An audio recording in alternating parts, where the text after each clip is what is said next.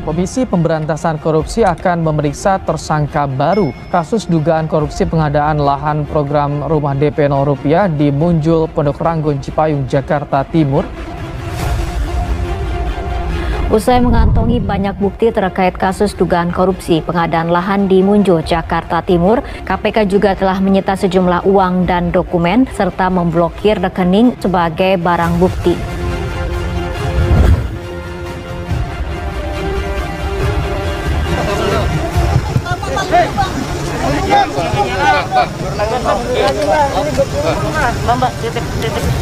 Saya menerima surat undangan klarifikasi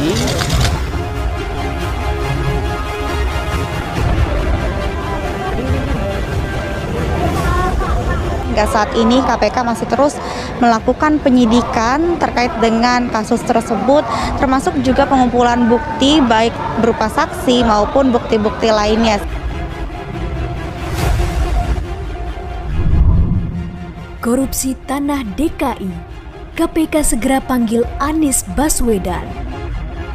Yang KPK ini kalau tidak segera diumumkan resmi tersangka dalam jangka waktu sebulan ini, yang Pondok Ranggon ini saya gugat pra peradilan. Saya tidak percaya sepenuhnya bahwa ini pejabat level tinggi dibohongi. Bisa aja dia malah nyuruh dibohongi, kan bisa aja kan gitu kan.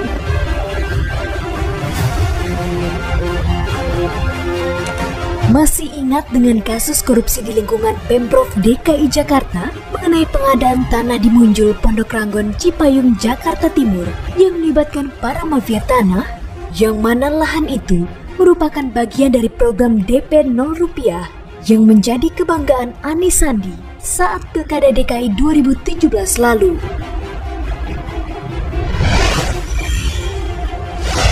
Akar masalahnya adalah karena tanah pengadaan lahan di DKI Jakarta ini tidak transparan pengadaannya. korupsi itu sebenarnya sudah direncanakan dari proses perencanaan anggarannya. Saya yakin ini tidak begitu saja terjadi, tapi ini memang sudah direncanakan.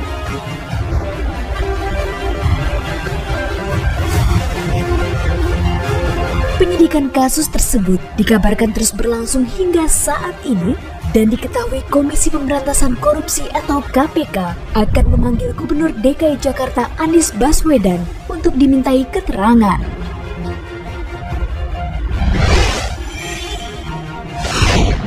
Sedikit aja Pak. Ya Pak, tanggapan sebagai tersangka gimana Pak? Pak, ada rekomendasi dari Pak Anies Pak untuk penjualan tanah ini Pak? Ketua KPK Firly Bahuri mengatakan pemanggilan beberapa saksi terkait kasus korupsi tersebut akan dilakukan dalam rentang waktu tak lebih dari 2 pekan. Pemanggilan saksi dilakukan sebagai kepentingan penyidikan, melengkapi alat bukti, atau memberi keterangan sebagai saksi berkaitan dengan tersangka sebelumnya. Ia juga mengatakan bahwa pada prinsipnya, demi kepentingan penegakan hukum dan pemberantasan korupsi, siapapun dapat dipanggil tanpa terkecuali jika memiliki relasi atau kaitan yang jelas dengan suatu kasus. Jadi, tidak ada salahnya dan sudah seharusnya bukan KPK memanggil Gubernur Anies Baswedan. Sehingga memang tidak menutup kemungkinan bahwa nantinya pihak Gubernur DKI Jakarta ataupun Wakil Gubernur DKI Jakarta ini akan dipanggil dan diperiksa terkait dengan kasus dugaan korupsi ini.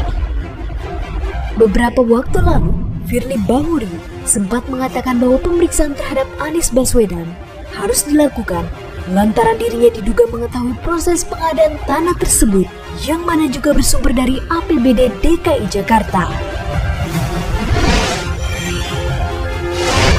Ini karena kecil-kecil, sembunyi-sembunyi sana sini, lolos. Yang meloloskan siapa? Gubernur DKI Jakarta. Yang meloloskan itu. Walaupun sebelumnya kita mengetahui bahwa Gubernur Anies enggan menanggapi lebih lanjut perihal perkembangan kasus korupsi yang berada di wilayah di mana dirinya memimpin. Bahkan ketika ditanyai oleh sejumlah wartawan, mantan Menteri Pendidikan tersebut malah balik bertanya siapa yang menitipkan pertanyaan tersebut kepada para pemburu berita itu.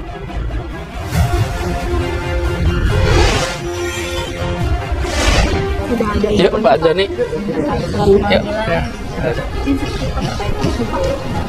Pesanan siapa itu? Pertanyaannya. Tak hanya gubernurnya, Wakil Gubernur DKI Jakarta Ahmad Riza Patria dengan jelasnya mengatakan bahwa dirinya maupun Gubernur Anies Baswedan tidak mengetahui detail teknis soal pembelian lahan kawasan Munjul tersebut, yang mana menurutnya hal itu adalah pekerjaan suku dinas atau Sudin.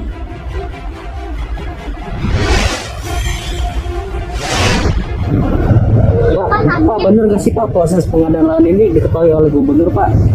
Kami, Pak Gubernur, saya, jajaran itu tidak masuk wilayah-wilayah teknis. Ya. Kami ini membuat kebijakan secara umum, umpamanya kami targetkan pengendalian banjir, ya, membangun, mendukung normalisasi, transportasi waduk, pompa dan sebagainya. Secara teknik kita siap terkait ya. Jika kita berpikir secara logika, tentulah Gubernur Anies sangat paham bagaimana program dan alokasi anggaran pengadaan lahan DKI tersebut berjalan. Karena ini merupakan program unggulannya saat Pilkada DKI 2017 silam yang memikat hati rakyat.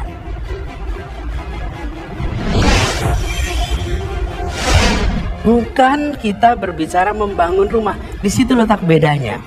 Kalau kita berpihak pada rakyat kebanyakan, maka kita carikan solusi agar mereka bisa mencari pilihan sesuai dengan yang mereka maui. Tapi kalau kita hanya top down, mengerjakan yang mudah, cukup bangun rumahnya, lalu minta mereka untuk masuk. Di situ perbedaan mendasar.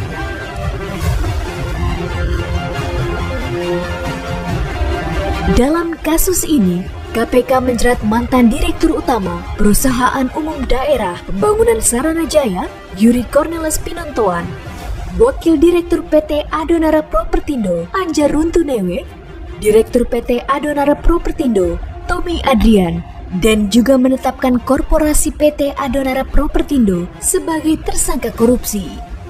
KPK menduga perbuatan keji yang dilakukan para tersangka disinyalir merugikan keuangan negara sebesar 152,5 miliar rupiah.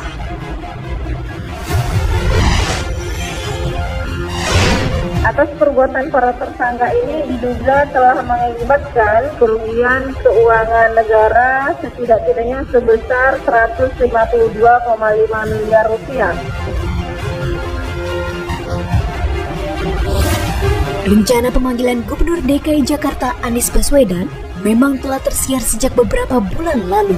Sejak saat itu, KPK tengah bekerja mengumpulkan bukti-bukti kuat sebagai dasar pemanggilan saksi.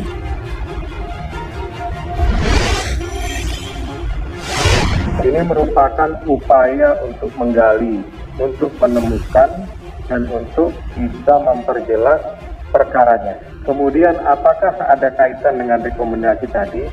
Tentu kami masih melakukan pendalaman. Kita tidak akan serta-merta melakukan panggilan terhadap seseorang siapapun itu tanpa ada dasar dari pemeriksaan-pemeriksaan sebelumnya.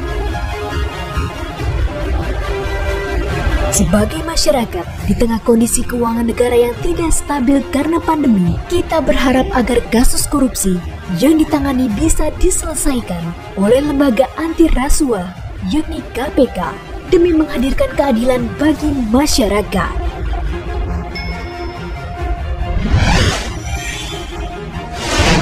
Untuk kita tak pernah berencana melahirkan seorang koruptor.